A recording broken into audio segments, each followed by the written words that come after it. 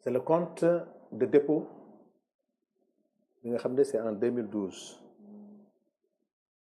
Ça, c'est à la page 16 du rapport de la Cour des comptes.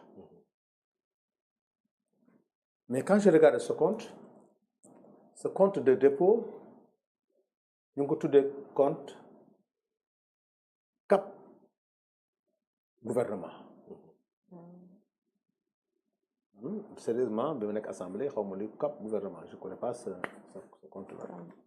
Mais, je vais parcourir. Si même pas 16 ou 17, je vois que le président a signé un décret pour un compte 2017-74 du 12 janvier, des choses comme ça, 2017. Et ce compte, et ce décret, c'est un décret, un article là quoi.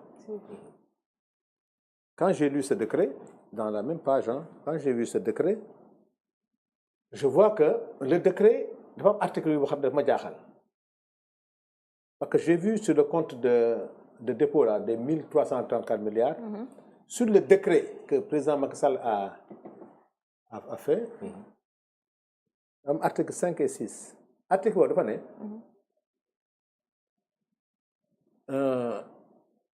mun nañu ubbi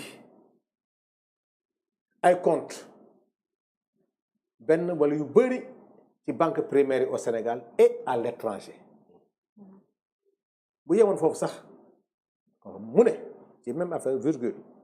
Mais aussi mun nañu puiser ci compte de dépôt boobu compte de dépôt bi am 1300 mun nga ci tibb alimenter yeneen compte yi c'est-à-dire mun nga ko tibb tey yóbbu ko ci compte à l'étranger. D'accord. Après finalement mais ça me pose problème. Cour des comptes mu am page 17 ou 18 mu ne am na benn décaissement bu ngeen def bu 600 milliards xam nga loolu sax wax nañ ma topp nañ ma ci kii sommation bi. Parce que wax naa ci ne effectivement à la veille des élections il y a eu benn décaissement bu 600 milliards. bokk na ci sommation yi ma Macky Sall envoyé. ma ne ko effectivement à la page 17 en décembre 2023 je crois de mois. Il y a eu un décaissement de 600 milliards de francs. En décembre 2023, oui. Juste avant les élections, quoi. Donc, il y a un décaissement de 600 milliards. Bokk ak bi ñu doon wax ci benn banque de la place, voilà. Le décaissement bi, xam nga moom, effectivement, li nga am solo la. Cour des comptes n'a pas précisé. dafa def tableau bi rek dafa def tableau décaissement yi. Ok. Année mois dafa def tableau décaissement yi bëri na mais bu 2023 bi. moo bëri boo xam ne mu attiré attention wu moom aussi mu signalé ko. ak décaissement yi mu ne. Cour des comptes. Toutes ces affectations faites sont en dehors de la loi des finances. Loi des finances benn loi nañu xam muy loi des finances. ñëpp xam nañ ne booy génn buntu bii ngay génne parce que am na waaju fa nekk kuy dem mu laal la sa carte d'identité booy dem dafa nangam xëy na sax booy génn mu xool sa saag xëy na loolu mooy liggéeyam mais tey mun nga am beneen buntu boo xam ne tey mun nga fa jaare même bu dee jaar nga fa même bu dee defoo dara jaarul ci buntu normal bi. jaarul ci buntu normal bi. man ma ne loi des finances laa xam. bu Cour des comptes ne lii jaarul yoon ngeen ko def jaarul yoon parce que assemblée nationale bi nga xam ne moom moo am sañ-sañu rek demander ay recettes jox la yow pour nga exécuter tey moom rek moo am contrôle tout ce qui n'est pas tracé au niveau du budget de l'État. kooku tey man ancien parlementaire wala citoyen simple danaan lii jaarul yoon donc lii mooy li nga xam ne moi ce que j'ai dit maintenant. Le problème qu'il y a eu, xam nga bi may wax léegi maa ngi lay wax ne y a le compte cap gouvernement mais y a le compte le décret bi nga xam ne moom la Macky Sall def en 2017. tudde ko le compte P10. parce que décret boobu daf ko dugal ci benn programme bu tudd un programme pour la défense des intérêts économiques du Sénégal muy PDIES. mais la loi interprétative nu nga tuddee loi Amadou Ba. La loi Ezzan nu ñu ko tuddee loi Ezzan. Mais est-ce que ça veut dire que clairement da nga wax ni Macky Sall moom. Non. Okay. J'ai dit non, heureusement que ñoom ils ont dit que décret. Oui. C'est Macky Sall, c'est-à-dire comptam la moom la. Parce que Amadou Ba. moomul loi bi mais loi Amadou Ba la. Macky Sall décret am la contre Macky Sall la. mais j'ai dit décret. parce que mun na nekk décret Abdou Diouf mun na nekk décret Abdoulaye Wade. mun na nekk Macky. Comme on a l'habitude de dire l'arrêté Ousmane. L'arrêté Ousmane Ngom. le contre Macky Sall. mais heureusement su ma tudd woon décret. day mel ni turam la mais bañ naa j'ai précisé que décret bi wax programme bi ne c'est son compte lii mooy compte bi nga xam ne mooy compte c'est-à-dire. mais est-ce que compte boobu mooy buy Ousmane Sonko doon wax. bon ku gis beneen. xam nga man gis naa 1300 milliards. en tout cas bii moo am na. est-ce que ñaar la ñett la ñeent la tey Ousmane rek moo mën a wax ndax man bi ma génnee moom la ou pas tey xam nga posé nga question bi.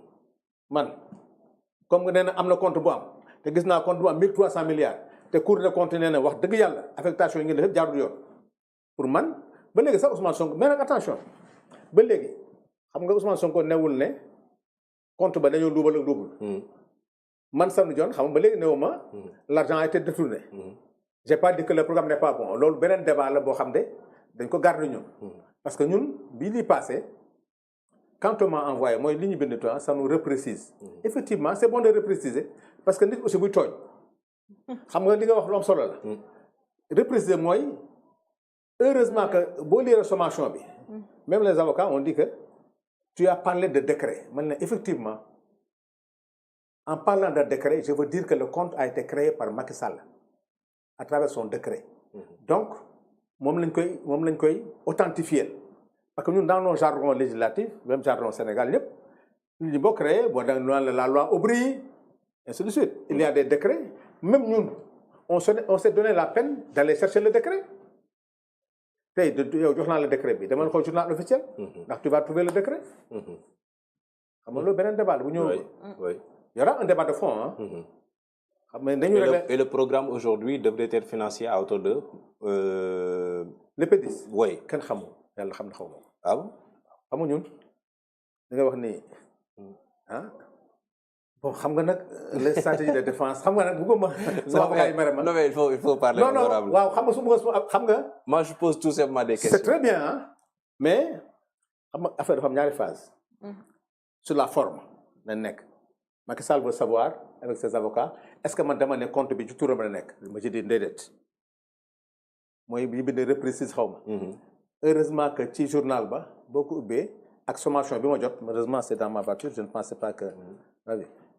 ils m'ont dit que entre guillemets tu as parlé de décret effectivement je parle que de compte c'est le compte de dépôt bu 2012 bi. ak le décret.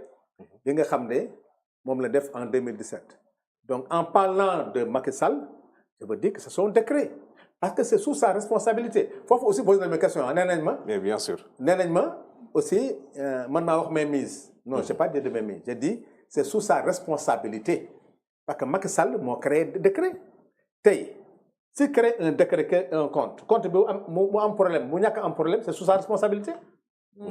moo tax ma ne leen non je ne parle pas de mainmise parce que xaw ma sax lu ñu tuddee mainmise mais je parle de la responsabilité du chef de l'État parce que c'est lui qui a créé le compte.